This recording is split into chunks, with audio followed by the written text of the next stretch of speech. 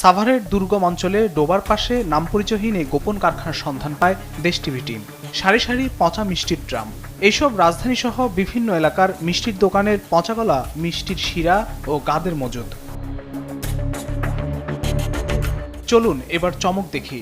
জালিয়াতিতে সৃষ্টিশীল অসাধু চক্রটি আগুনের চুলায় পচা মিষ্টি জাল দিয়ে ঘন শিরা বানিয়ে সঙ্গে আটা, সোডা আর রং দিয়ে বানাচ্ছে নাটোরের কাঁচাগোল্লার সন্দেশের রসদ। এই রসদ ঠান্ডা করতে ঢালা হচ্ছে ট্রেতে।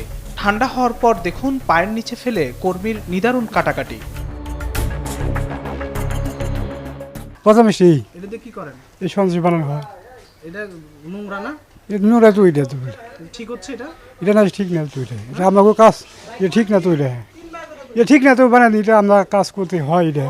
আপনারা যদি কোন পচা তাহলে তো পচাই হবো, আমরা তো কই ভালোই। এটা দিয়ে কি বানান? সন্দেশ। খাবারটা যে পাও দিয়ে পাড়ায় বানাচ্ছেন না? পাও দিয়ে না ভাই, এই যে ময়লা তো বলে না, স্কেল দিয়ে কাটাই দিয়েছে এই যে। এরপর শুকিয়ে শক্ত করে প্যাকেটজাতের পালা। প্যাকেটজাত হলেই হয়ে গেল চকচকে মুখরোচক নাটোরের কাঁচাগোল্লার সন্দেশ। এসবই আপনারা মিষ্টির দোকান বা বিভিন্ন মুদিখানা থেকে পুষ্টিকর ভেবে শখ করে খান, শিশুদেরও খাওয়ান। মিষ্টির পচা গাদ ও শিরার সঙ্গে সোডা ও আটা মিশিয়ে জাল দিয়ে এভাবেই তৈরি করা হচ্ছে আপনার মুখরোচক প্রিয় সন্দেশ। এসবই আবার অস্বাস্থ্যকর ও নোংরা পরিবেশে বাজারজাতের জন্য এরকম চকচকে প্যাকেটজাত করা হচ্ছে, যা আপনার স্বাস্থ্যের জন্য মারাত্মক ঝুঁকিপূর্ণ। ডোবা নর্দমার অপর পাশের বাড়িতে আরেকটি কারখানা গড়ে সেখানেও করছে মহাজালিয়াতি।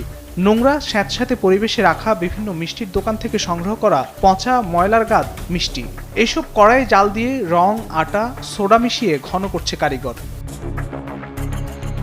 এরপর এখানেও নাটোরের কাঁচাগোল্লার সন্দেশ ও বরফি সহ নানা নামের খাদ্যপণ্য বানাচ্ছে কারখানাটি। এইসব খাদ্যপণ্য ছড়িয়ে দেওয়া হয় রাজধানী সহ সারা দেশে। মিষ্টির গাদাই না আমরা রিপাইং করি না, মানে সুজি আটা দিয়া আমরা তৈরি করি, সাথে খাওয়াই না ছোটা দেই।